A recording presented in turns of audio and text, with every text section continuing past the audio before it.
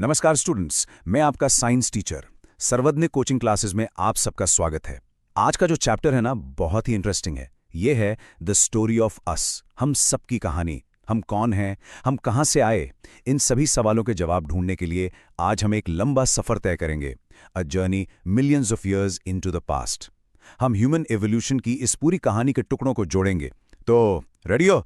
चलिए शुरू करते हैं। तो आज के हमारे सफर के 5 इंपॉर्टेंट स्टेजेस हैं। सबसे पहले हम देखेंगे एंशिएंट बिगिनिंग्स, हमारी शुरुआत कहाँ से हुई। फिर द फर्स्ट स्टेप्स अपराइट, यानी जब हमारे पूर्वजों ने 2 पैरों पर चलना सीखा। तीसरा है the rise of human skill, जब ब्रेन डेवलप हुआ और टूल्स बनने लगे। चौथे सेक्शन में we will meet the wise man, और आखिर में हम देखेंगे हमारी journey from caves to civilisations. चलिए सीधा फ्लैशबैक में जाते हैं। टाइम है लगभग 7 करोड़ साल पहले। सोचो 70 मिलियन साल पहले। इस वक्त अर्थ पर से डायनासोर्स अभी अभी खत्म हुए थे। एक पूरा युग, एन एंटायर एरा एंड हो गया था। लेकिन कहते हैं ना, the end of one thing is the beginning of another. तो डायनासोर्स के जाने से एक नया मौका मिला छोटे छोटे श्रू जैसे मैमल्स को, हमारे सबसे पहले सबसे दूर के पूर्वजों। तो सवाल ये है, जब इतने बड़े बड़े जायंट्स यानी डायनासोर्स चले गए तो उनकी जगह किसने ली? देखो, नेचर में कोई भी जगह खाली नहीं रहती। तो मिलियंस ऑफ ईयर्स तक ये छोटे छोटे मैमल्स इवॉल्व होते गए, बदलते गए, और इन्हीं में से इवेंचुअली मंकी लाइक एनिमल्स यानी बंदर जैसे जानवर डेवलप हुए। ये था हमारी कहानी का पहला पन्ना। अब थोड़ा फास्ट फॉरवर्ड करते हैं to about 4 crore years ago. जगह है अफ्रीका। यहाँ हम मिलते हैं एक बहुत ही इंपॉर्टेंट लिंक से। इसका नाम है इजिप्टोपिथेकस। ये नाम इंपॉर्टेंट है क्योंकि यहाँ से हमें एप लीनिएज के यानी कपिवंश के पहले क्लियर साइंस मिलते हैं। यही वो लीनिएज है जिससे आगे चलकर हम यानी ह्यूमंस इवॉल्व हुए हैं। तो इजिप्टोपैथिकस में ऐसे क्या खास बदलाव आए थे? इसमें 2 चीजें बहुत इंपॉर्टेंट हैं। पहला, the tail began to disappear. उनकी जो पूंछ थी, जो बंदरों की पहचान होती है, वो धीरे धीरे गायब होने लगी। और दूसरा, the brain and intelligence started to improve. उनका दिमाग पहले से ज्यादा कॉम्प्लेक्स और बेहतर हो रहा था। ये अब सिर्फ एक मंकी नहीं था, ये कुछ नया बन रहा था। This was the dawn of the apps.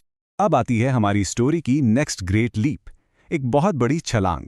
ये दिमाग के बारे में नहीं थी, बल्कि इसके बारे में थी कि हमारे एंसेस्टर्स ने मूव कैसे किया।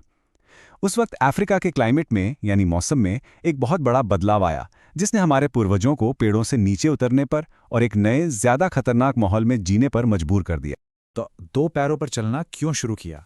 ये कोई शौक नहीं था, it was a matter of survival. जिंदा रहने की मजबूरी थी। हुआ ये कि अफ्रीका के जंगल सूखने लगे और घास के मैदान यानी ग्रासलैंड्स में बदल गए।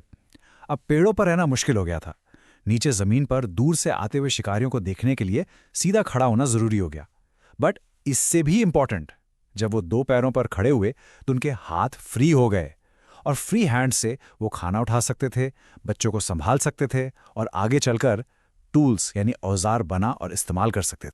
चलिए अब टाइम मशीन में आगे बढ़ते हैं तो अबाउट 2 करोड़ ईयर्स अगो यहां मिलते हैं ड्रायोपेथिकस से। ये एक बहुत बड़ा नाम है। क्यों? क्योंकि साइंटिस्ट मानते हैं कि ये वो कॉमन एंसेस्टर है, वो साझा पूर्वज है जिसे हम मॉडर्न एप्स जैसे चिंपांजीज और गोरिल्लास के साथ शेयर करते हैं। बेसिकली यहां से हमारी और एप्स की एवोल्यूशनरी लाइन अलग अलग हो गई। और 1 करोड़ साल आगे बढ़ते हैं, हमको ईस्ट अफ्रीका और इंडिया में रामापेथिकस के फॉसिल्स यानी जीवाश्मों मिलते हैं। इनकी खास बात यह है कि इनके फीचर्स एप लाइक से ज़्यादा ह्यूमन लाइक थे, इसलिए ये पॉइंट बहुत इंपॉर्टेंट है। This is considered the very first fossil record on the distinctly human branch of the family tree. यहाँ से इंसान बनने का सफ़र साफ दिखने लगता है। अराउंड 40 लाख ईयर्स अगो यानी 4 मिलियन ईयर्स पहले सीन में आता है ऑस्ट्रेलोपेथिकस। इसके नाम का मतलब है सदर्न एप, क्योंकि इसके फॉसिल्स साउथ अफ्रीका में मिले थे। ये एक और बड़ा कदम था। इसका पोस्चर पहले के एंसेस्टर्स से ज्यादा इरेक्ट यानी सीधा था, और इसका ब्रेन भी डेवलप हो रहा था। The journey towards humanity was picking up speed. Evolution की गाड़ी अब तेजी से आगे बढ़ रही थी। चलो एक बार एक क्विक रिवीजन कर लेते हैं। कहां से शुरू किया था हमने? 7.5 करोड़ साल पहले मंकी लाइक एनिमल्स से। फिर 4 करोड़ साल पहले आए इजिप्टोपेथिकस, जिनकी पूंछ गायब होने लगी। 2 करोड़ साल पहले ड्रायोपेथिकस, जो पेड़ों से जमीन पर आए। और 40 लाख साल पहले ऑस्ट्रेलोपेथिकस, जिनका पोस्चर ज्यादा सीधा था। याद रहेगा ना? गुड। हमारी कहानी का अगला चैप्टर उन फ्री हैंड्स के बारे में है जिनकी हमने अभी बात की थी। अब जब हाथ खाली थे तो उनसे क्या किया जा सकता था? यहां से हम अपने ही जीनस यानी होमो की एंट्री देखते हैं और इसके साथ ही इंटेलिजेंस में एक एक्सप्लोजन होता है और टेक्नोलॉजी के यानी औजार बनाने के पहले निशान मिलते हैं। मिलिए होमो हैबिलिस से। ये रहते थे लगभग 20 लाख साल पहले। इनके नाम का मतलब है हैंडीमैन या स्किल्ड ह्यूमन, और इसका कारण साफ है। ये हमारे पहले पूर्वज थे जिन्होंने पत्थर के औजार स्टोन टूल्स बनाए और इस्तेमाल किए। ये एक रेवोल्यूशनरी स्टेप था। पहली बार हमारे एंसेस्टर्स सिर्फ एनवायरनमेंट से ले नहीं रहे थे बल्कि उसे अपनी जरूरत के लिए बदल रहे थे।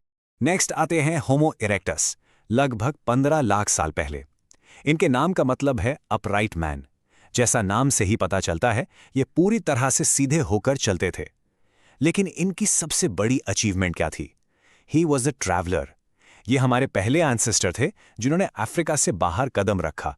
इनके फॉसिल्स एशिया और यूरोप तक में मिले हैं।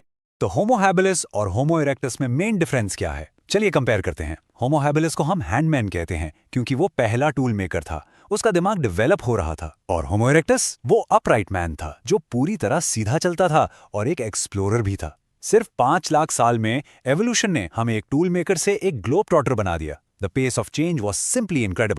हमने फिजिकल चेंजेस देखे, हमने पहले टूल्स देखे, लेकिन अब जो अगला एवोल्यूशन था वो बॉडी के बाहर नहीं बल्कि स्कल के अंदर हो रहा था, दिमाग के अंदर। ये वो दौर है जब कॉम्प्लेक्स ब्रेन्स ने कल्चर, कम्युनिटी और इंसानी हिस्ट्री की सबसे बड़ी खोज, आग, को जन्म दिया। अराउंड 1.5 लाख ईयर्स अगो यानी 1.5 लाख साल पहले हमारी स्टोरी में एक नया हाईली इंटेलिजेंट ह्यूमन आता है। ये था निएंडरथॉल मैन। इन्हें पहला वाइज मैन या बुद्धिमान मानव माना जाता है। निएंडरथाल्स वैसा नहीं थे जैसे कार्टून्स में दिखाते हैं। वो बहुत एडवांस थे। वो गुफाओं में, कम्युनिटीज में रहते थे। उन्होंने आग को कंट्रोल करना सीख लिया था। सोचो, सर्दी से बचने और खाना पकाने के लिए आग कितनी बड़ी चीज थी। उन्होंने दुनिया की पहली आर्ट यानी केव पेंटिंग्स बनाई। और कुछ एविडेंस तो ये भी बताते हैं कि उनका एक तरह का रिलीजन यानी धार्मिक विश्वास भी था। और फिर लगभग 50,000 साल पहले हम मिलते हैं क्रो मैग्नन मैन से। बॉडी और माइंड, शरीर और दिमाग, दोनों में ये हमसे बहुत मिलते जुलते थे। इन्हें ही हमारा सबसे डायरेक्ट एंसेस्टर माना जाता है। उस वक्त तक दुनिया ने जो सबसे मॉडर्न ह्यूमन देखा था वो क्रो मैग्नन ही था। और यहां से एवोल्यूशन बहुत बहुत फास्ट हो गया। और एक हैरान करने वाली बात सुनो, एविडेंस बताते हैं कि क्रो मैग्नन का ब्रेन ऑन एवरेज हम मॉडर्न ह्यूमन से थोड़ा बड़ा था। ऐसा शायद इसलिए था क्योंकि उन्हें जिंदा रहने के लिए बहुत सारी चीजें याद रखनी पड़ती थी। कौन सा पौधा खाना है, कौन सा नहीं, जानवरों का बिहेवियर, मौसम का पैटर्न, और ये सब बिना लिखे। The final pieces of the modern human puzzle were falling into place very quickly. Students, हमारा ये सफर मिलियंस ऑफ ईयर्स का रहा है, लेकिन इसका आखिरी और सबसे एक्सप्लोसिव चैप्टर सिर्फ पिछले 10,000 सालों में लिखा गया है। ये वो टाइम है जब हम स्कैटर्ड हंटर गैदरर्स से यानी यहां वहां घूमने वाले शिकारियों से मॉडर्न वर्ल्ड के बिल्डर्स बन गए। पिछले लाखों साल का एवोल्यूशन एक तरफ और ये आखिरी 10,000 साल एक तरफ।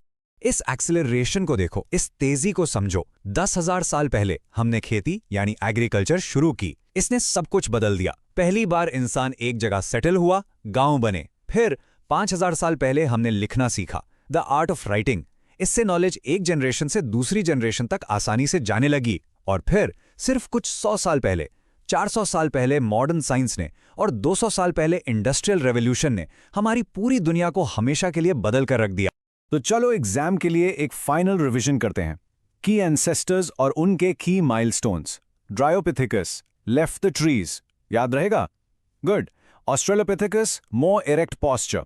होमो habilis first tool maker. Homo erectus walked fully upright. Neanderthal man first wise man. And Cro Magnon man closest to modern man.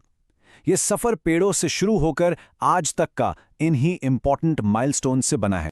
तो ये थी हमारी कहानी, एक छोटे से श्रू जैसे मैमल से लेकर इस डिजिटल एज तक। एक ऐसी दुनिया जहां डायनासोर्स नहीं थे, वहां से लेकर एक ऐसी दुनिया जहां हम डिजिटल डेटा में जीते हैं।